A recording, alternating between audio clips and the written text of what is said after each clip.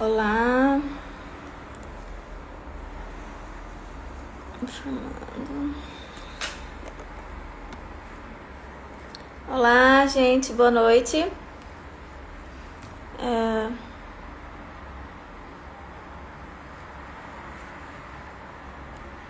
Jean, Jean, você tá aí?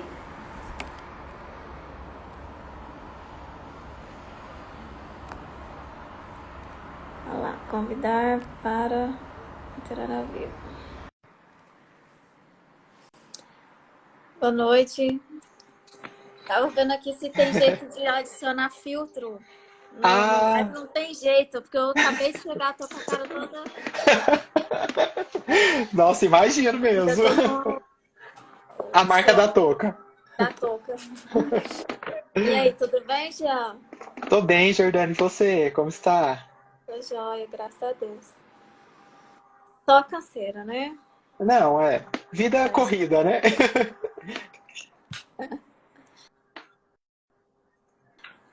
tá tudo certo nossa transmissão. Já temos aí várias pessoas entrando. Falta um minutinho para dar as 8 em ponto. Estamos animados. Primeira live do circuito. Oh, e esse circuito tá sendo tão bom, tá sendo tão informativo para as pessoas. É uma excelente maneira de informar, né? E o Instagram, assim, ele acaba disseminando, né? É uma forma, assim, de obter informação, mas que nem parece que a gente tá realmente falando de coisa séria, né? Isso.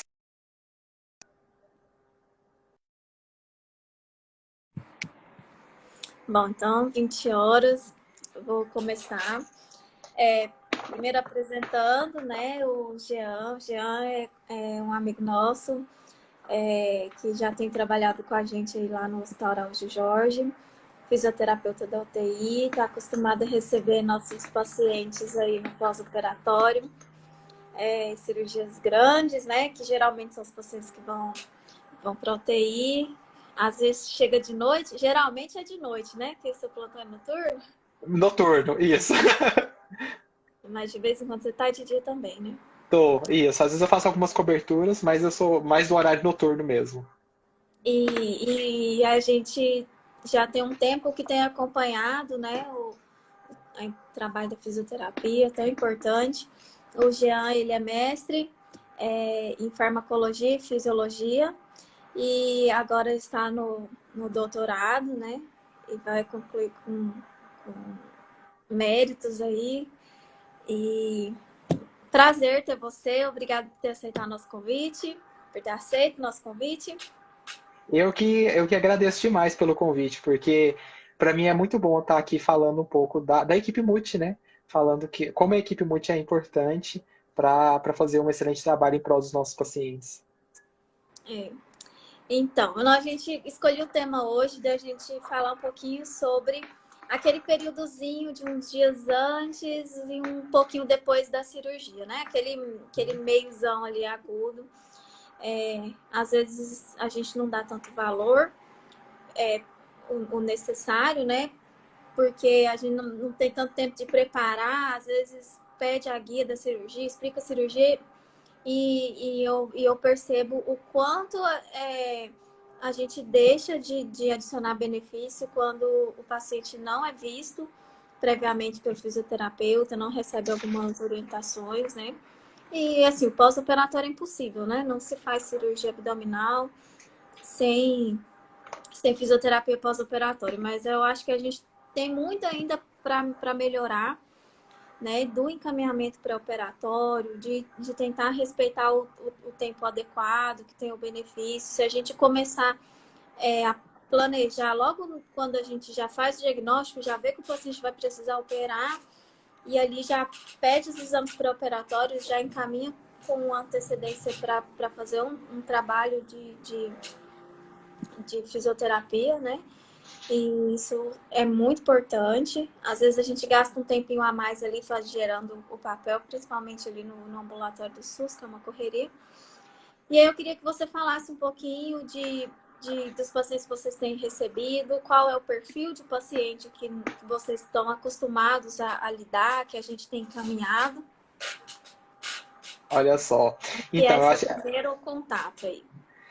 foi bacana que foi até uma coisa que a gente conversou, né, a respeito disso esses dias, que como é importante esse encaminhamento ser precoce para conseguir fazer um trabalho bacana com esses pacientes, né? A gente sabe que o perfil de pacientes que a gente mais recebe são os pacientes cirúrgicos graves, né, que passam por cirurgias grandes, né? E esses pacientes, eles ganham muito com o atendimento pré evento cirúrgico. São pacientes que, quando a gente recebe, eles já têm um nível de fraqueza, até mesmo pela doença, né, que já está instalada. Às vezes, esse processo ali, até o diagnóstico, esse paciente já veio com uma perda de massa muscular, já veio com uma alimentação deficiente, e esse paciente, quando ele é visto pela fisioterapia antes, é de extrema importância, porque a gente consegue fazer alguns ajustes. Eu sempre falo que esse paciente ele precisa ter uma reserva funcional para conseguir passar pela cirurgia. Quanto mais reserva funcional esse paciente tem, melhor vai ser esse processo cirúrgico e melhor vai ser o seu pós-operatório, né? Então, o trabalho da fisioterapia com esses pacientes são pacientes que já chegam com uma debilidade e são pacientes que eles precisam passar pelo evento cirúrgico e são pacientes que eles precisam de uma fisioterapia não somente motora, não somente para ganho de força muscular, para melhorar a sua qualidade funcional, mas são pacientes que eles precisam também de uma visão respiratória. E aí, isso na prática a gente não consegue muito diferenciar, porque a fisioterapia motora ela vai auxiliar na respiratória e a respiratória ela vai auxiliar no condicionamento físico desse paciente. Então, quando esse paciente chega para a gente debilitado, que ele precisa passar por esse processo, é necessário fazer toda uma avaliação bem ampla e completa, para a gente identificar como é esse paciente funcionalmente hoje. Esse paciente ele precisa passar por esse evento cirúrgico e ele precisa voltar para a sociedade sendo um paciente funcional. Então, aí a gente abate muito na tecla da qualidade de vida, né? Porque a gente precisa manter esse paciente nesse trânsito de funcionalidade, aí saindo funcional. Então, quando a gente recebe esse paciente que já tem uma debilidade, um paciente que já tem uma fraqueza muscular, a gente precisa correr para sanar isso, ou pelo menos deixar isso bem ajustado, no quesito de que esse paciente entre para o centro cirúrgico com uma reserva funcional, com uma reserva respiratória, com a função respiratória bem ajustada, porque é um paciente que vai passar por um processo que vai ser submetido à ventilação mecânica, é um paciente que ele já vai ter ali aquele efeito de todo aquele processo inflamatório que ele vai passar pós-cirúrgico, e isso tudo vai consumir mais ainda a força muscular, né? Então a gente precisa ir, quando recebemos esse paciente, que o perfil que a gente recebe são os pacientes ali que eles precisam de alguns ajustes, são pacientes que estão em um período de debilidade, são pacientes que força muscular está entre 4, 3, são pacientes ali que já estão emagrecidos, já perderam peso, pacientes que às vezes são depressíticos, com uma função pulmonar que já não é ali a Muitos melhor função fumam, né? pulmonar. Que inclusive o tabagismo foi um fator de risco para vários tipos de câncer. É, Acho que, a, olha, o paciente de esôfago, que é o que mais sofre aí da parte de função pulmonar, é, porque é uma cirurgia em 3 campos, né? E geralmente fumam. A maioria é. fuma. Não, e a grande maioria, além de ser fumante, eles passam ali por um período de intubação, né? Então, eles já vêm com aquele período ali de instabilidade da função respiratória, que já vinha pré-procedimento cirúrgico, aí a descoberta da doença, o emagrecimento, continuam com o tabagismo, que a grande maioria não para, né? Só vai parar ali depois do procedimento cirúrgico em si, porque já não vai ter mais condição.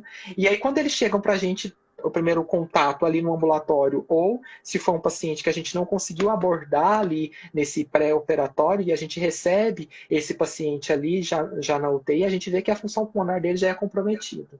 Então é um paciente que a gente já vai ter um trabalho maior para a retirada da ventilação mecânica, porque é um paciente que volume corrente já é ruim, volume de reserva já é ruim, tem um fator de resistência, a grande maioria desses pacientes que são tabagistas, eles têm uma resistência aumentada de via aérea, e sem contar o tão consumido que esse paciente fica, né? Porque se a gente for pensar num indivíduo saudável, um indivíduo que é fumante, que é tabagista há muitos anos, a gente já tem aquela perda de musculatura, a gente já tem aquela sobrecarga de diafragma, de musculatura complementar, e tudo isso fica muito mais exacerbado quando o paciente tem um diagnóstico de câncer, né?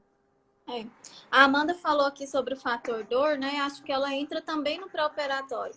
A É, gente tem que estar compensando o paciente com sintomático, até para ele tolerar fazer a fisioterapia pré-operatório, né? E às vezes a gente tem a ideia de que o paciente é tão fraquinho que ele não aguenta fazer a fisio. é. Essa é uma E visão que a gente tem mesmo, né? Que às vezes o paciente que é mais consumido, a gente fala, nossa, mas ele não vai tolerar um exercício com carga, ele não vai tolerar um exercício aeróbico, por exemplo, né? E tudo isso, tanto a implementação de um programa de exercício para esse paciente tem que ser baseado na sua realidade funcional. Né? Então, assim, não é que esse paciente vai chegar e ele já vai pegar peso, ele já vai ficar 25 minutos correndo na esteira. Não, não é isso. É um programa que precisa ser adaptado para a realidade desse paciente. Então, por isso que a avaliação precoce é extremamente necessária, né? Porque ali eu vou identificar o perfil daquele paciente.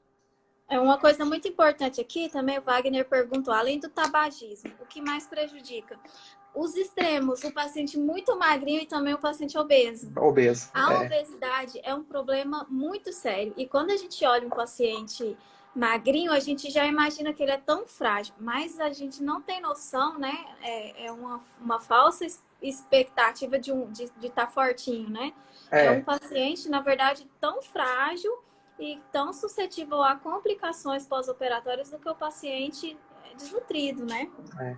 Não, e é interessante quando a gente pega a avaliação desses dois extremos, tanto o paciente emagrecido, que já tem esse consumo de massa magra aí bem acelerado, e a gente pega o paciente obeso, a gente já vai para um paciente que a grande maioria na avaliação é identificado que possui apneia obstrutiva do sono, pelo fator obesidade em si, então a gente já tem esse extremo de função pulmonar prejudicada, por um lado, por estar extremamente consumido, e o outro por ter ali o fator de resistência, tanto de abdômen quanto de caixa torácica ali. Então, tudo isso somado pesa da mesma. Interessante, Jordana, porque a gente tem recursos fisioterápicos que a gente consegue fazer o manejo dessa dor. Então, muitas vezes a gente vai abordar esse paciente está no leito, esse paciente está queixando de dor, e a gente tem a autonomia de fazer um recurso álgico para esse paciente. Então, ali, um TENS, que é uma corrente elétrica que a gente vai posicionar, vai deixar esse paciente por 30, 40 minutos, vamos fazer o manejo dessa dor, e em seguida a gente aborda com a fisioterapia motora, e depois faz um recurso álgico de novo, analgésico, para que esse paciente vá para casa sem dor. Então, assim, não tem muito isso de o fator dor, ele realmente é limitante? Ele é muito limitante, mas a gente tem esses recursos que a gente pode tatear ali e evitar até mesmo o uso de medicação, às vezes, né? Então, eu vou tatear como recurso ali de TENS, de corrente elétrica, para conseguir fazer o manejo dessa dor e a fisioterapia vai ficar mais aceitável para esse paciente. É certo. No pré-operatório, quanto tempo seria ideal que os cirurgiões encaminhassem os pacientes para vocês? Que você acha assim, pelo menos tantos dias eu vou ter um benefício. Então, hoje em dia a gente fala muito de um período de 7 dias, né? A gente fala que 7 dias antes do evento cirúrgico é interessante que esse paciente continue fazendo a fisioterapia. Na verdade, o que a literatura mostra pra gente é que quanto mais precoce esse paciente ele vai para a fisioterapia, melhor fica o seu ajuste funcional e a sua reserva. Né? Que vai ser uma reserva que vai ser consumida durante esses dias de internação em UTI, até mesmo pelo procedimento cirúrgico. Mas hoje em dia a gente tem visto que os pacientes eles estão sendo encaminhados com às vezes 7 dias de antecedência do procedimento cirúrgico. Esses 7 dias eles precisam ser muito bem aproveitados. Então são 7 dias onde esse paciente deveria fazer fisioterapia no mínimo 5 vezes na semana. De segunda a sexta-feira, fazendo fisioterapia todos os dias, com ajuste de carga, ajuste de intensidade. Já é um tempo bacana? É melhor do que aquele paciente que não vai frequentar a fisioterapia pré-operatória. Com 7 dias de antecedência, a gente já consegue ver um ajuste pós-evento cirúrgico. Mas o ideal mesmo é que esse paciente ele fosse o mais precoce possível, né? Então a Umas literatura ela 2, mostra 3 semanas. isso. A literatura mostra pra gente que 2 a 3 semanas é ideal, é bacana. E a gente tem aqueles pacientes que começam na fisioterapia desde o diagnóstico inicial. Então, recebeu o diagnóstico, ele já frequenta a fisioterapia.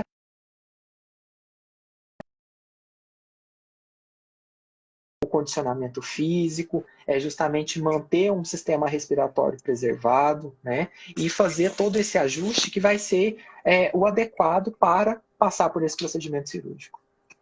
Certo. E tem algum procedimento cirúrgico que a fisioterapia é mais importante ainda, assim, pelve ou mais abdômen superior? Qual que tem mais impacto?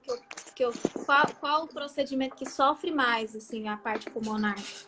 Toda cirurgia abdominal alta. A cirurgia abdominal alta, que a gente fala ali das laparotomias, né? Tudo que está ali muito próximo de diafragma, o sistema respiratório ele vai sofrer muito mais. A gente sabe que, às vezes, a própria manipulação de cavidade abdominal, a hiperestimulação ali de nervo frênico, vai gerar um processo de hipoventilação, e isso vai fazer com que a gente tenha colapso de alvéolos de base, que são ali responsáveis por maior troca gasosa. Se a gente for pensar pela fisiologia convencional, a gente tem os alvéolos de base trocando mais, né, oxigênio. Então, esses procedimentos de cirurgia abdominal alta, o paciente ele sofre muito mais. Não é à toa que o maior índice de complicação que a gente tem é a atelectasia, né? As atelectasias e as pneumonias. É justamente por isso. Hepatectomia, pâncreas, né? Cirurgia de fígado, pâncreas, estômago, que mexem ali mais alto. E até tumores, às vezes, intestinais, mas que precisam, a gente, às vezes, usa aquele retrator, que é o afastador de Thomson, ele levanta os arcos costais, né? Aquilo também causa uma dor pós-operatória muito grande. E é Talvez a justamente essa. laparoscopia, nesse caso aí, ajude um pouco, porque menos trauma da parede abdominal, um pouquinho menos de dor, né? Não, e é engraçado porque quando a gente fala em processos, né, de cirúrgicos abdominais, eu sempre comento muito com os meus alunos, que é o seguinte, que a gente sempre pensa em função respiratória olhando apenas para tórax, né? Então a gente olha para tórax e qualquer lesão de tórax e fala, nossa, a função respiratória vai estar comprometida. Mas qualquer lesão abdominal, a gente vai ter esse comprometimento respiratório também. Se a gente for pensar, por exemplo, que um paciente, para ter uma boa mobilização de secreção, ele precisa de tosse. O paciente que precisa sair da ventilação mecânica, um dos quesitos que a gente tem é justamente que esse paciente tenha tosse. E se a gente for voltar e pensar no que faz esse paciente tossir, qual é a tríade da tosse? A gente precisa ter volume pulmonar, a gente precisa ter vedamento da glote, a gente precisa ter força de musculatura abdominal. Então, a partir do momento que eu tenho uma manipulação abdominal, eu vou ter uma tosse reduzida. É aquele paciente que a gente estuba, que ele sai ali do processo crítico, né, naquelas primeiras 24 horas, e ele tem uma tosse ruim. Essa tosse ruim, hipoventilação, atelectasia de base, acúmulo de secreção, pneumonia. Já é uma outra complicação que a gente tem. Eu tô vendo aqui que tem vários físicos aqui acompanhando a gente. O que vocês acham, na opinião de vocês, outros colegas, assim, o que será que dificulta? O que é o maior problema que a gente tá... Que às vezes chega um paciente que tem tempo e não tá fazendo o preparo, né? Porque tem aquele urgência, né? Às vezes a gente tem um paciente que realmente não teve tempo, precisa ser operado de urgência. E nós temos que fazer o tratamento e vamos correr atrás agora no pós-operatório. E aí vou começar a passar aqui para o pós-operatório, né? Mas a gente falou da mais cirurgia abdominal alta. E o que você diria assim o que você mais faz? Qual é a sua principal abordagem ali, extubação, depois na adaptação da ventilação, oxigênio? O que é o maior papel ali? Quando a gente recebe esse paciente, naquele primeiro momento, o que a gente mais se preocupa é justamente a adequação desse paciente à ventilação. Esse paciente ele precisa ser visto bem de perto e o ventilador precisa estar bem ajustado, porque esse paciente ele precisa ser estubado rápido. O que a gente quer é tirar esse paciente da ventilação mecânica, né? Então, quanto mais ajustado tiver esse ventilador, e aí a gente fala em modos espontâneos de ventilação, pressão de suporte, ajuste de uma PIP ideal para não comprometer os alvéolos saudáveis, mas ao mesmo tempo fazer essa expansão de base pulmonar, que é o que a gente mais quer, uma drive pressure mais baixa, né? Que a gente sabe que uma drive pressure ali, uma pressão mais elevada ali, ela pode ser muito comprometedora para esse paciente. Então, a gente primeiro ajusta bem essa ventilação com esse intuito de, pelo menos ali nas primeiras entre 8 a 10 horas, já conseguir estubar esse paciente. Quer dizer, quem vem entubado, a gente vai tentar estubar, tirar vai tentar o estubar. corpo, né? Isso, vai tentar estubar. Claro que no primeiro momento o manejo da dor ali vai influenciar muito, porque às vezes esse paciente ele fica um pouco sedado, né? Aí tem que fazer aquela analgesia, mas o intuito é justamente nas primeiras 8 horas ali estubar esse paciente. Se tiver Estubar e colocar na estável. ventilação espontânea. Isso. E às vezes aquele que já vem respirando espontâneo, mas tem alguma dificuldade ali para para É, ventilar, né? aquele paciente que hipoventila, aquele paciente que tem uma tosse ruim, que pode ali, às vezes, favorecer um acúmulo de secreção em via aérea. Aí esse paciente a gente já vai abordar ali com uma higiene brônquica. Se estiver fazendo uma hipoventilação, o ideal é que ele faça uma ventilação não invasiva, né, um BIPAP, faça uma VNI ali para poder garantir esse pulmão. Então, nesse primeiro momento, a gente tenta realmente garantir esse pulmão, porque esse pulmão vai ser necessário para o nosso exercício que a gente vai progredir daqui a pouco, né? Então, se esse paciente não tem reserva respiratória, eu não consigo progredir com a função motora também. E o paciente fica muito cansado com essas manobras da fisioterapia? É um momento assim de mais esforço? Então, esse paciente a gente precisa sempre estimular a tosse. Então, o principal cansaço que ele relata é durante a tosse, que ele fala que ele sente dor, incisão cirúrgica, né? Ele fala que é dolorido tossir. Então, às vezes, o cansaço que ele relata é um cansaço que é meio subjetivo, porque ele está misturando. A gente consegue limpar essa via aérea, esse paciente ele coloca mais volume pulmonar para dentro. Então, às vezes, aquele cansaço e aquela intolerância dele ao próprio exercício é justamente porque é um paciente que não tem reserva. Ele está conseguindo colocar um volume de ar adequado para dentro, então ele fica taquipneico, porque é uma consequência que a gente tem, né? A partir do momento que eu tenho um volume corrente pequeno, eu vou fazer uma taquipneia para tentar colocar o mesmo volume de ar dentro da minha via aérea e conseguir manter a minha demanda. Então, às vezes, o cansaço dele é muito mais por dor, né, por um manejo da dor, e por não conseguir ali ter um volume pulmonar adequado. São pacientes que eles acumulam muita secreção em cavidade oral também, né? Uma outra pergunta que teve aqui. Pós-operatório, o paciente tem que ficar quieto ou ele tem que andar? Porque às Então, vezes um passa, não se mexe para não se abrir os pontos, né? E aí vem o fisioterapeuta e não, vamos andar, vamos andar. Quem tem sido a nossa rotina, né? Vou deixar você falar. Que os pacientes às vezes me ouvem falar que eu falo, levanta da cama. Não, mas falaram que não é para eu me mexer. O que a gente tem que falar para os pacientes? não, e é o famoso bed rest, né, Jordana? Que antigamente o bed rest era para todo mundo. Fez cirurgia, entrou no hospital, fica deitado, né?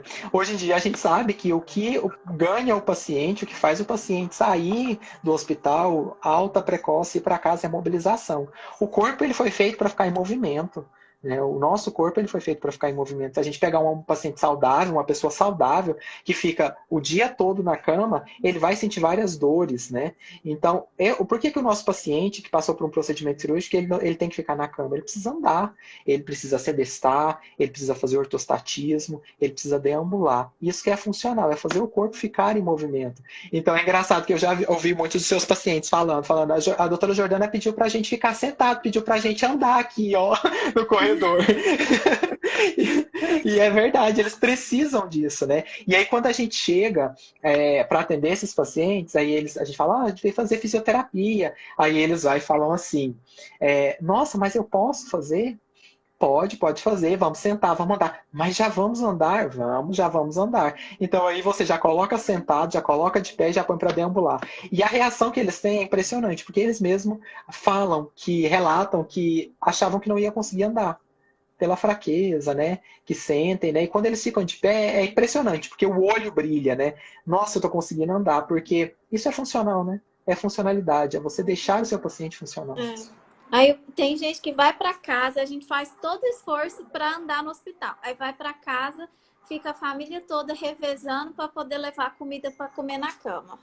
Aí É, volta lá no pós-operatório, ai, só deitado, só fica deitado, mas não tá tentando, né? Tem que manter aquelas mesmas rotinas, né? A gente sempre pede para tanto o nutricionista dá as orientações da dieta, a fisioterapia também dá as orientações, o paciente tem que seguir, né? é, Manter aquela rotina de levantar, de deambular, de da família ajudar, alguém ajudar a levantar, né? é. A Amanda falou que também evita fístula. Fístulas. Quando o paciente fica muito tempo deitado, tem uma reação, o intestino também, ele fica menos ativo, né? A gente aumenta a incidência do chamado ilho, que é uma preguicinha do intestino. E ficar muito tempo quieto estimula essa preguiça, né? E com isso aumenta a pressão dentro das vísceras e aumenta a chance de também haver alguma complicação de pontos, né? E é interessante isso porque quando a gente pega esse paciente e esse paciente está acamado, e às vezes ele sofre muito de gases, dor abdominal, quando ele começa a deambular, começou a liberar flatos. Então, já aquela dor que ele sentia já melhora, já não sente mais nada. Então, ele já mostra mais uma vez como é importante colocar esse paciente em movimento, né? Colocar esse paciente para andar, colocar esse paciente em ortostatismo. Alguém perguntou aqui quanto tempo pós-operatório para namorar. Olha, namorar depende. Se for um namorar de leve, se for um namorar tranquilo, a partir do momento que recebeu a alta para casa, né, tá deambulando, tá sentando, tá ativo, aí você pode começar, não tem nenhum problema não. A É. gente e esses pacientes, eles perguntam muito isso pra gente, né, Jordana? Tem uns que perguntam querendo que a gente diga que não, principalmente quem tá com preguiça, É, pra justificar. Em vez de falar assim, é uma dor de cabeça. Não, o médico falou que não pode, que tem que esperar aí 30 dias. É assim, justamente. de forma geral, cirurgias pélvicas que tenha tido alguma manipulação, né, ou vaginal, que a gente tenha feito costura, retirado o útero, um tumor de intestino que invade o útero, tira o útero, ou que tenha ali manipulação da bexiga, da próstata, normalmente é esperado que o paciente vai demorar um tempinho, até mesmo para ter vontade, né? Não é em menos de 20 a 30 dias na cirurgia que houve essa manipulação e nós médicos temos que falar isso, informar isso para o paciente, né? Mas fora isso, né, cirurgia de estômago, cirurgia de fígado, outras cirurgias que não tiveram manipulação, vai muito do quanto o paciente se cansa, do quanto ele está disposto, né? É. Para isso. O Wayne entrou aí, Edirlene, vários, vários colegas que trabalham aí com a gente no cuidado dos pacientes. E Obrigada a todo mundo que está aí. E é interessante, Ordina, a gente sempre que fala em exercício, fala em gasto energético, é a proximidade da equipe de fisioterapia com a equipe nutricional, né? Porque eu não consigo fazer esse paciente, colocar esse paciente em movimento, colocar esse paciente para gastar energia, se ele não tem uma energia de reserva, né? Então a gente sempre tem uma proximidade muito grande com a equipe da nutrição, porque principalmente ali no Araújo, né? A gente conversa muito com a equipe de nutrição porque hoje esse meu paciente ele está mais funcional, eu estou conseguindo progredir carga de exercício, eu estou conseguindo que esse paciente faça exercícios aeróbicos. Então a nutrição vai ajustar isso para que esse paciente consiga manter essa demanda e conseguir fazer o exercício. Porque senão esse paciente, que se ele não tem uma reserva nutricional, se eu coloco ele para gastar mais energia, ele não vai ganhar nenhuma massa, pelo contrário, ele vai começar a perder tudo, né? Então essa proximidade com a equipe é extremamente importante, né? Porque sempre que a gente vai ajustar uma carga, vai progredir um exercício novo com esse paciente, a gente sempre tem essa conversa mesmo. Uma outra pergunta aqui. Você acha, assim, já tem um tempo que a gente lida com esses pacientes, você acha que o fato do paciente se mobilizar mais aumenta o risco dele abrir os pontos mesmo e ter evisceração? Porque acontece, né? Tem evisceração quando a ferida abre e fica as vísceras do lado de fora, às vezes tem que reoperar, dar pontos de novo. As pessoas têm medo de andar e pensam que andar, ou tossir, ou forçar vai fazer isso acontecer. Quanto você tem visto essa relação, ou é justamente o contrário? O que você acha? Então, é justamente o contrário. Essa é uma pergunta que a gente tem quando a gente começou com a mobilização precoce desses pacientes em leitos de UTI lá atrás, que é justamente sobre o efeito adverso, né? Porque antes, a desculpa para não mobilizar esses pacientes era justamente vai abrir incisão cirúrgica, vai perder o acesso, vai, sei lá, vai dobrar esse acesso. Aqueles pacientes com PAI, paciente com PAI femoral, deambulando, meu Deus, né? Como isso pode acontecer, né? E o índice de efeitos, tem até um artigo da Critical Care que saiu lá no comecinho, ali em 2000 e pouquinho, que ele fala justamente o contrário, que o índice de efeitos adversos pela mobilização precoce é extremamente pequeno. São coisas que quase não acontecem, eventos que não estão correlacionados. E quando esse paciente está mais ativo, quando esse paciente ele consegue deambular, esse paciente consegue sentar, ele consegue fortalecer abdominal. Se a gente for pensar lá na anatomia convencional, abdominal e paravertebral é estabilizador de musculatura. Então o paciente até melhora a sua postura, porque o músculo contra a gravidade ele vai ficar mais forte, né? Né, justamente o contrário. Mas as pessoas ainda pensam muito assim, falam, nossa, não, vou fazer. Quando você coloca o paciente para fazer ponte, para fortalecer a musculatura aqui de quadril, né? Que é a musculatura fundamental para o paciente deambular. Então você coloca o paciente ali deitado em dorsal, dobra os joelhos e pede para ele levantar e descer o bumbum. Primeira vez que a gente faz isso com o paciente, ele fala, meu Deus, vai abrir toda a minha cirurgia, né? Vai estragar tudo que a doutora Jordana fez. E aí eles começam a fazer, percebem esse fortalecimento dessa musculatura, e aí no outro dia já estão sentando. Então é justamente o contrário. Mas a primeira visão, os pacientes eles pensam assim mesmo, né? Que vai romper tudo. E é importante ser o acompanhante, quem tá do lado, né? Às vezes a gente percebe que tem um paciente que às vezes é mais fraco, mais idoso, mas consegue aderir melhor a todas as propostas, tanto de aceitamento, de aceitação da nutrição, da dieta, da física. E às vezes tem um paciente lá de 30 e poucos anos que tá forte, tem musculatura, mas o acompanhante também não tá ali, né? Vamos levantar, né? É muito importante que quem esteja ali junto esteja totalmente engajado e ajudar a gente nessa recuperação, né?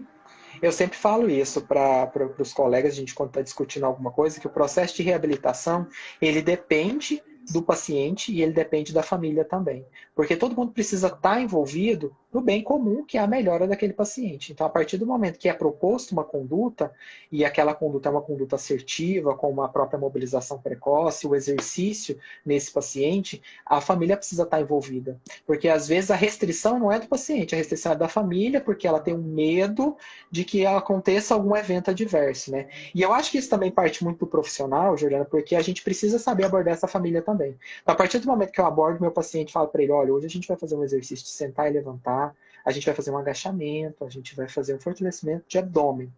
E a gente precisa dirigir dessa mesma maneira para o familiar e falar para ele: olha, a gente está fazendo isso com o seu familiar por causa disso, disso, daquilo. Mostrar que aquilo tem benefício e explicar isso para o familiar. Porque a partir do momento que a gente chega, entra, fala com o paciente e aborda somente o paciente, o familiar ele não está entendendo o que está acontecendo, ele está passando por um momento de instabilidade, é um momento difícil, não só para o paciente, mas para a família também. Então, acho que essa abordagem para trazer a família para a terapia, para a reabilitação, ela precisa ser voltada em ambos os lados, tanto para o paciente quanto para a família, explicando o que está fazendo, o porquê que isso tem benefício, né?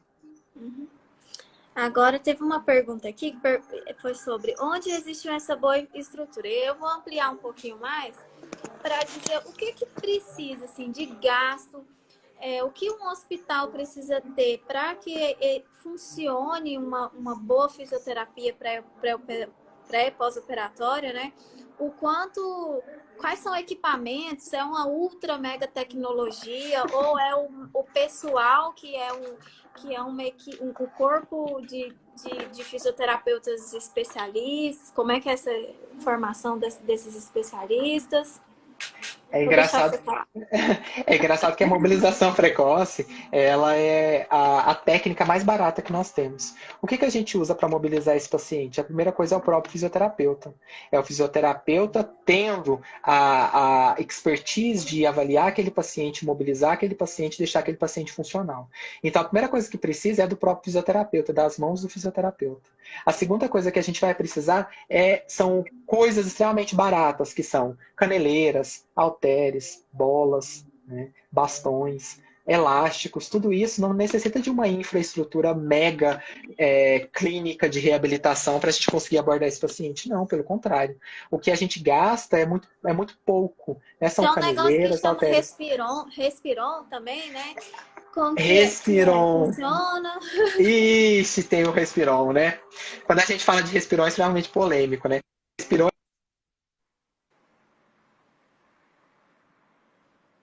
Ixi, deu uma cortada aqui no seu áudio. Fala de novo do Oi, começo do melhorou? Respiron. Respirão é polêmico? Ah, Melhor. tá. É super polêmico, porque antigamente o Respiron era utilizado como reabilitador respiratório, né?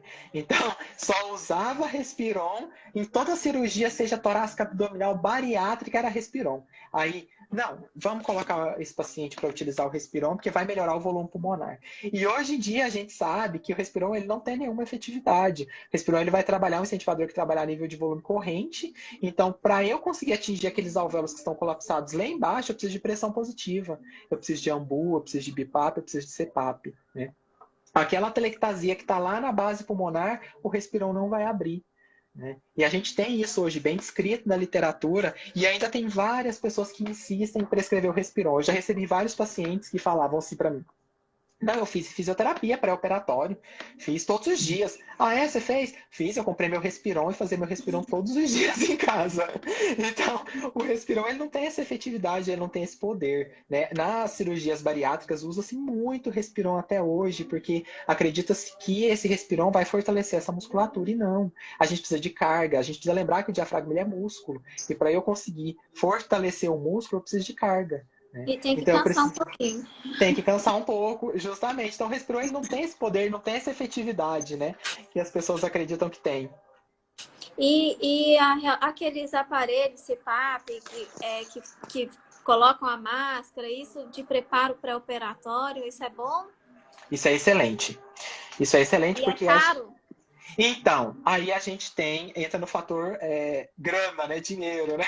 Porque os BIPAPs e os CPAPs, eles são aparelhos mais caros. As clínicas hoje em dia, principalmente quando é uma clínica voltada para pré e para pós-operatório, eles já possuem esses dispositivos para serem usados, né? E são dispositivos que são pressão positiva, né? Então, a pressão positiva é o que vai conseguir atingir aquele alvéolo que está fechadinho lá na base pulmonar, vai conseguir abrir, vai conseguir melhorar essa troca gasosa, melhorar essa ventilação.